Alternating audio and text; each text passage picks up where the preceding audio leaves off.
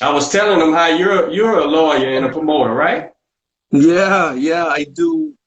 I'm the only kickboxing promotion, as far as I know, with an active pro license out here in California. And I did MMA for about a year before that, but I'm not really like a huge fan of MMA. I like kickboxing better. I like boxing better, so I did kickboxing. Okay. You've been watching the show, huh? I have. You guys are very entertaining.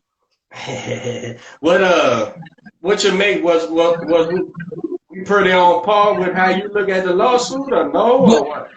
you know, I look at it kind of the same, but there are definitely some differences that I'm seeing.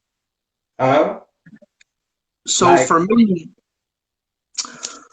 me, I mean, it's all hypothetical, right? It's all theoretical. I mean, we don't know what's going to happen. Maybe they settle, like counsel says, like Joe said. Maybe who knows what's going to happen. But for me, it looks to me to be an anticipatory breach of contract. It's not a breach of contract yet. He's saying it's an anticipatory breach of contract, and when that happens, I don't know how it works in Texas, but definitely in California, you have the duty to mitigate damages, which means that Canelo, if he's the non-breaching party, again, this is all according to his complaint, because like Joe says, we don't have the contracts to look at, right. but it means that he's got the duty to minimize the damages. And what other way is a fighter going to minimize damages other than fighting, right? So I mean, my understanding of mitigating damages is, I mean, he could go fight somewhere else. If you look at the 10th cause of action in his complaint, he's saying that he wants a judicial determination that allows him to fight for another promoter and will allow him to work with another broadcaster. So I mean, it looks like his attorneys really laid out the foundation for this whole anticipatory damages slash mitigating damages theory. You know what I mean? So let's say he does, there's this purse bid happening on September 21st with, and it looks like Al Heyman's going to be involved for the fight between Canelo and Yildirim, the Turkish guy. So let's say Al Heyman, wins the purse bid, and he pays Canelo 10 million or whatever it is for that fight. Well, I mean, it doesn't mean Canelo's still not entitled to whatever he's supposed to make between, him and that Golden Boy contract. It's just that he'd be mitigating the damages, right? Instead of getting 35 million, which according to him he's owed by Golden Boy per fight for the next 10 fights. If let's say, for example, Heyman pays him 15, Golden Boy's still on the hook for 20. You guys kind of see what I'm saying there? What you think? Joe, can somebody freeze that? Can he not fight or what? Well, like I said, I mean, Golden Boy can try to freeze it, but if the federal judge says, yeah, you can go fight, we're going to let you do that, Golden Boy can still come back afterwards and say, look, we would have done it this way, that way, and be able to make more money off of it. So it's just going to cause more litigation and more money to the attorneys at that point. Right. My only thing is, my only sorry to cut you guys off. There's a little bit of a delay.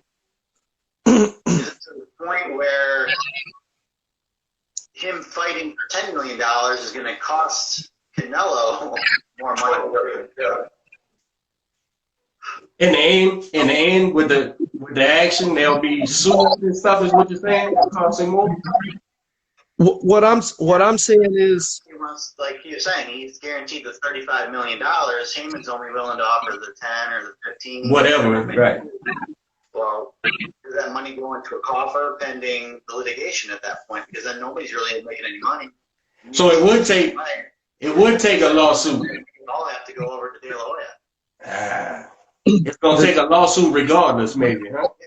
But look, I mean, it's just like promoters now. I mean, I deal with Top Rank, some matchmaker, somebody's calling me every week saying, look, your guy can't make what you would normally make off of this fight, given the circumstances. Well, given the circumstances, do the punches get any lighter? Does the wrist get hurt, get any less? Right. I don't really want to fight all this Rodriguez. for $5,000. So if I'm looking at my phone so you can see me, and that takes me off the screen. If so, let's say Canelo goes. A federal judge says he can fight for Al Heyman. He goes and they pay him a $12 million. Well, here's the thing, though. Here's the thing. Here's the thing. The federal judge might not have to say that, right? Because, like I'm saying, here in California, you got a duty.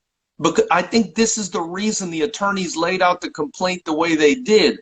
They made it an anticipatory breach because he's saying, hey, they haven't breached the contract yet, but I'm anticipating that they're going to breach the contract. They're not going to give me the $35 million they promised because DAZN is not going to pay the $40 million license fee, and that's where the money's coming from.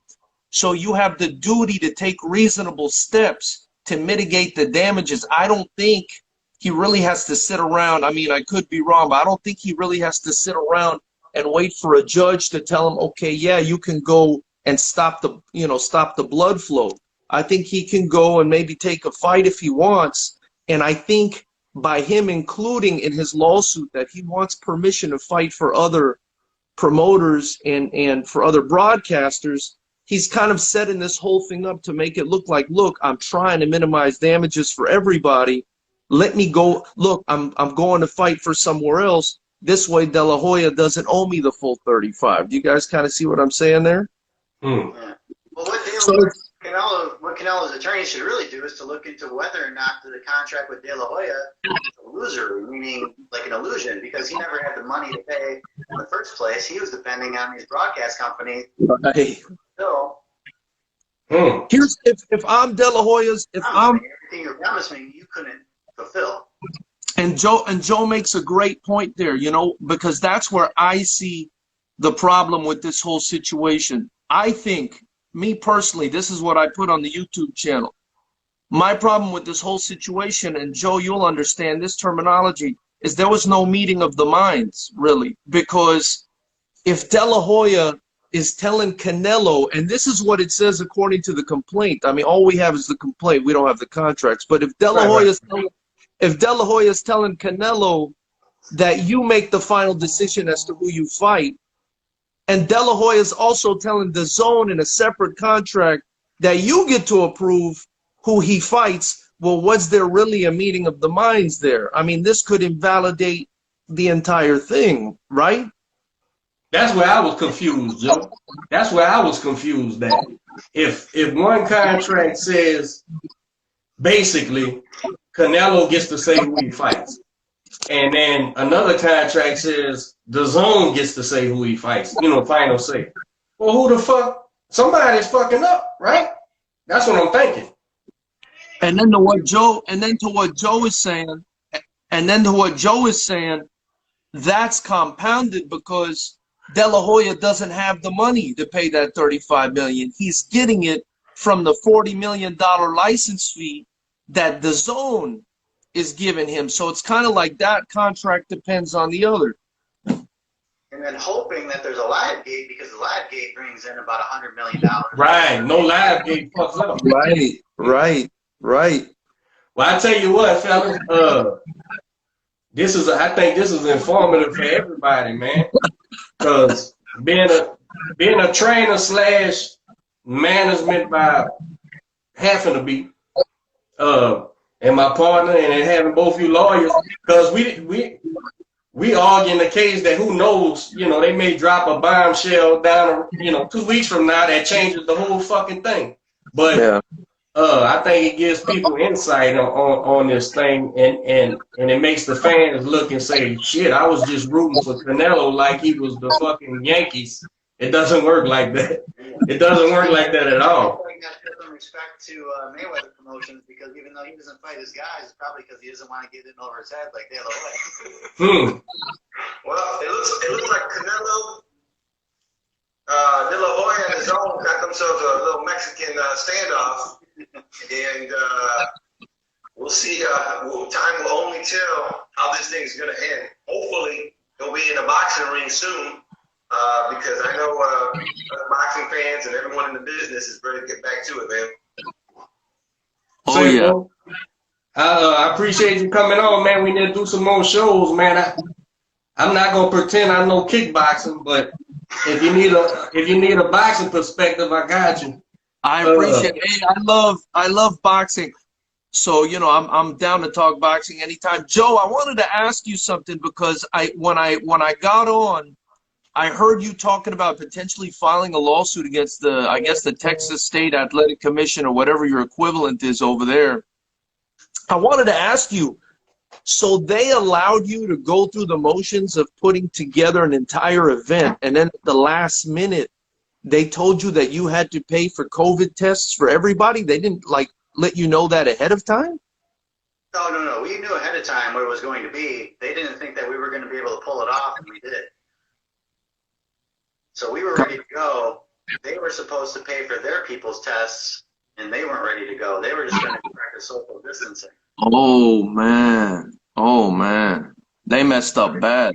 Everything changed at the end, and then they told us, look, in the environment, we don't know if this is going to be safe, and you should cancel your show. I said, well, I think it's going to be the safest place in Houston to be that weekend. Wow. I can't believe they did you like that, man. And how long before Joe, Alfonso and them, they was at the weigh-in before they pulled the plug on them, right? Yeah, that was March. So that's when it all. Let's see, like when the rodeo got shut down. So that was like March 13th. They got shut down. We did the show the week before at the baseball stadium.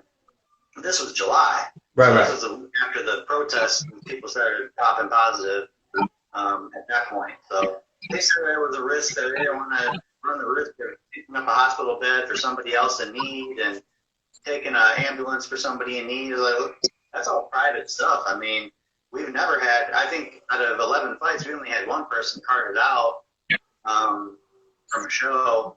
So the likelihood of somebody getting hurt in this one was negligible. And we have a private doctor there to suture anybody up that needed suturing. So on a risk of 0.01%, they cancel their show. And we have another, I guess the other biggest promoter locally. The fighters were at the weigh-in, bro, getting on the scale when they pulled the plug from them. That's a lawsuit begging to happen, if you ask me, man. That's crazy. Well, I mean, El Tigres was horrible, but I mean, like again, that was March 13th. That was right when everything just started getting shut down. So there was no COVID testing. That was just a regular show. I mean, this one was $30,000 extra of extra expense. Yeah, Joe and them was actually preparing for doing a little bubble. I had a fighter on the card. We was gonna go into the hotel and isolate and all that. So they was doing everything they were supposed to do. I wanted to do one out here, man, but the California State Athletic Commission, you know, probably the least business-friendly state on the planet. They wanted me to pay not only for everybody's COVID test, they wanted me to pay for their own officials' COVID test.